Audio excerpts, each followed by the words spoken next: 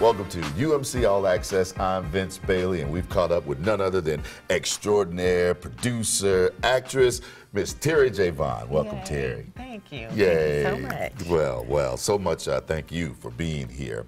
We want to talk today. There's a movie that's streaming right now on Urban Movie Channel called Switching Lanes. Right. It was produced, directed by Mr. Tommy Ford. Yeah. And it was the final film that he worked on before his passing. Well, why, Terri, do you think it was important for him to say this particular topic that he touched on in this movie? Well, you know, Tommy was he is a minister. He was a man of passion, a man of change, and just a great person. And he served God in everything he did. Yes. So I know that the topic was you know, was a message that he believed that he wanted to get the story out about, you know, just killing the racial barriers that this country tends to hold on to for whatever reason. But you know, it was a dramatic piece for me, and one of the things that I love about Tommy is he didn't keep us in a box. You know, he allowed us to work on. We worked on a lot of projects together, like several. Yes. And some of them were comedies and some of them were dramatic. And, you know, Tommy was just always pushing the envelope. How did you get involved with this Switching Lanes? How did you? He called me. He called you. Simple as that. Yeah. He called me. Yeah. That's how we were with each other. Yes. We both moved here to Atlanta from Los Angeles. Yes. We knew each other from LA. We worked on plays together. And, you know, when we both made the transition to Atlanta and started producing and directing our own pieces, we would call on each other. Yes. You know, he was in my movie, #Digital Lives Matter. That's right. And, you know, he definitely got his work out of me, because I was in probably about 6 of Tommy's projects. 6, but he always showed up for me too. He was probably in about 4 of mine, so I think he beat me. That's awesome. That's awesome. Well, you know, he's such a great guy. He had a passion for working with at-risk youth. Yes. And, you know, talk about the man that you know. Like you said, he's just so passionate and purposeful in everything that he did. And he was always bringing young people, especially young men, and wanting to mentor them, bringing them on sets, teaching them about filmmaking. He took care of his nephew. He was just a phenomenal man, which made his passing just so much more harder for us that knew him and loved him and followed him, because he was definitely a leader. And he was just, you know, and he did it in a way that was fun. He always preached, because if you listen to him, he's preaching no matter if he's teaching you acting or teaching a young man how to dress. He was always preaching, but it was preaching in the most fun, authentic, and just passionate way that I've ever seen. He was definitely one of a kind. Well, mentor, author. I mean, he really dedicated his life. And as you said, he says he came to Atlanta for a movie and just never left. Right. So that was an ongoing debate between the two of us, because I would always say, "So do you live in Atlanta now?" Because he never left, and he would always say, "No, I don't live here. I'm just working." But that was for what, about 6, 7 years, and he never left. Yes. So. Same with you. Well, I moved here. When I came, okay. I said, I'm moving. I moved for completely different reasons, for love. That's another story. That's another story for another UMC All Access. And you heard it here first. What do you think? I mean, we miss him so much. I mean, we grew up with him, you know. What do you think is his legacy that people will remember most? Really, I really think his legacy is his passion for young people. His passion for young people. And the beautiful thing about that is that it is a legacy, because it will continue to go on. The people, the young men and women that he poured into, they get to carry that throughout life and pass that on to young people that come into their lives. So that's really what a legacy is about, something that passes on from generation to generation to generation. And he did that. He did it. You talk about just picking up the phone and bringing them. Yeah. So, what, if you don't mind, what is it that you'll miss most? Oh God, Vince. I know, I know. Your friend. You'll miss your friend. We'll all miss our friend. Yeah. Yeah. Yeah. Yeah. The movie was Switching Lanes, and there was a lot of power in that movie, emanating from Tommy, emanating from you, Angie Stone. There was a lot of great Marla Maples, Donald Trump's ex-wife. Yeah, it was in the movie. Right. It was. Terri, you play. First, I'm gonna kick your butt for making me mess up my makeup. I got my makeup done to be here with you today, and now you are making me mess it up. Okay. But Tommy would have loved it. I love him. Yes, yes. In the movie, he cast you as the mom. Yes. The mom, the mother of one of the two leads in the film. Talk a little bit about your character and what's at stake for her in this story. So in the story, she's a mom. Yes. And she's raising her young daughter to, in the way that we all do, just with love, with passion, pouring into her, raising her to be a phenomenal woman. And that's how she sees it. But then we find out that she actually got her daughter illegally, and just never addressed that in life. And it has caught up with her now, and it's caught. It's caught up with her. She's had her daughter since she was newborn, and now her daughter's a teenager. So for her there's no blurred lines. This is my baby. This is my daughter, but what she did to be able to get her as an infant comes back to haunt her. And it's horrible. It is. And one of the themes we keep hearing in the story is stick to your side.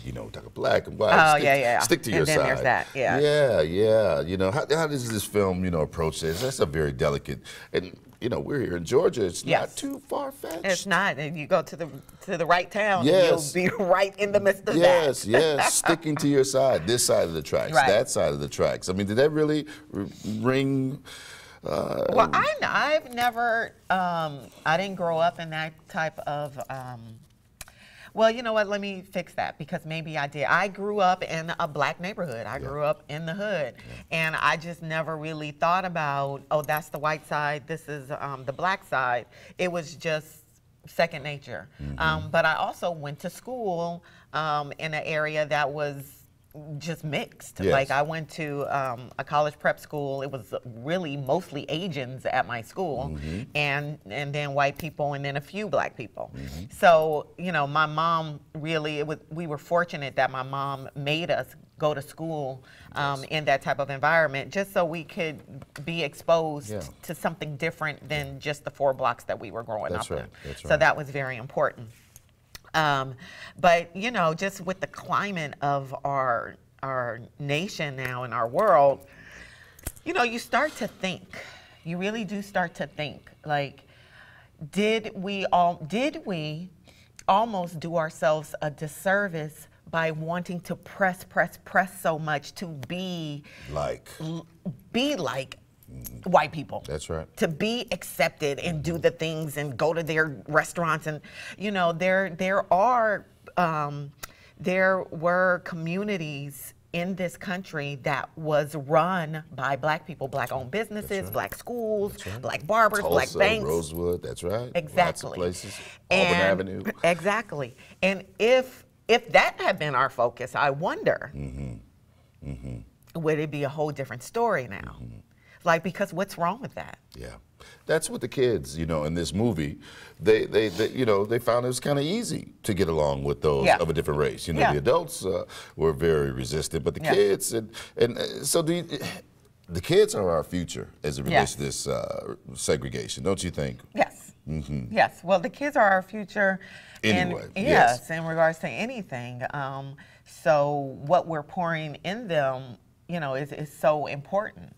That's why somebody like Tommy is so amazing, because of what he was pouring into them. And what he was pouring into them is basically self-love.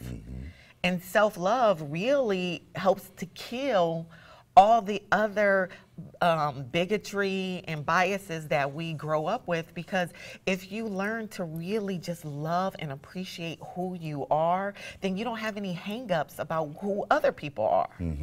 You know, it's not about me being better. It's just, I just really love myself. I really love my hair. I really love my skin. I really love my voice. That's right. You know, and if we all just grow up instead of, you know, or they think they're better, or I want what they have, or they have too much, you know, and it goes both ways.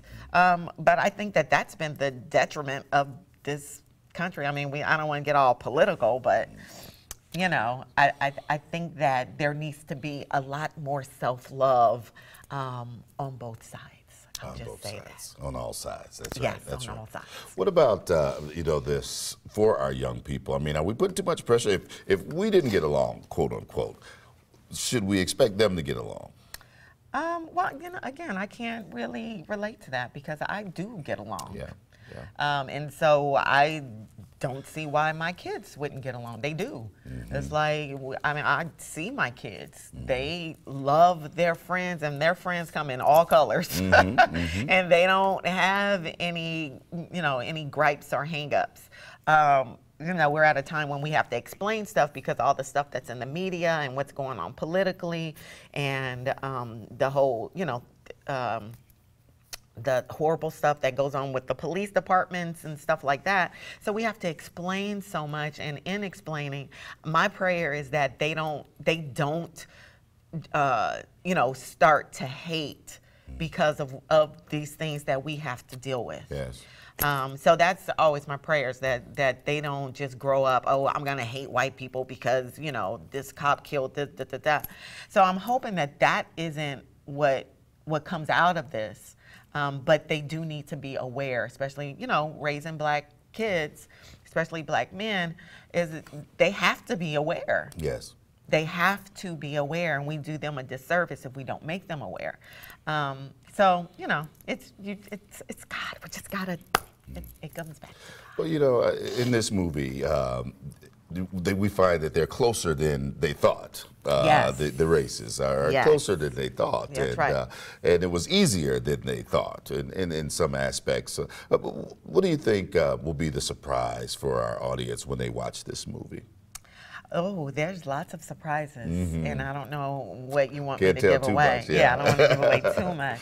But just knowing that I did say that my character, who raised this beautiful young black girl, she gets caught from a decision she made when the girl was an infant, and it's not really her daughter. And when we find out the backstory of how she got her and whom she got her from, those are some crazy, crazy twists and turns, surprises to catch people off guard. You played a heck of a role. You were a mean mama a little bit there, too. I don't think I was mean. I think I was fighting. You're a little mean. You're a little mean. You had a reason. Passionate. You were passionate. Yeah, that's what it was. So what's going on with Terri J. Vaughn? So much. Huh? Yeah, you know, I'm really blessed. We have our film, Digital Lives Matter, also airing on UMC. That's right. So you can watch that after you watch Switching Lanes, or before you watch it, whatever. Just watch both of them, is all I'm saying. Yes. So we have that. I'm, you know, attending some film festivals to promote that. I shot a film short that I directed and wrote. Oh, wow. That's going through the film festival, so we're doing that. My production company, Nina Holiday Entertainment, we are We have a cooking show that we're doing for the Aspire Network. So we're staying busy. Yes, you are. Yes, you are. It's always a pleasure, Terri. I mean, it's always something fresh and new. And this movie, Switching Lanes, I mean, you know, just a very powerful performance. You got to make sure you check her out. It's Terri J. Vaughn, Switching Lanes, now streaming on UMC. Thank you so much. Thank you.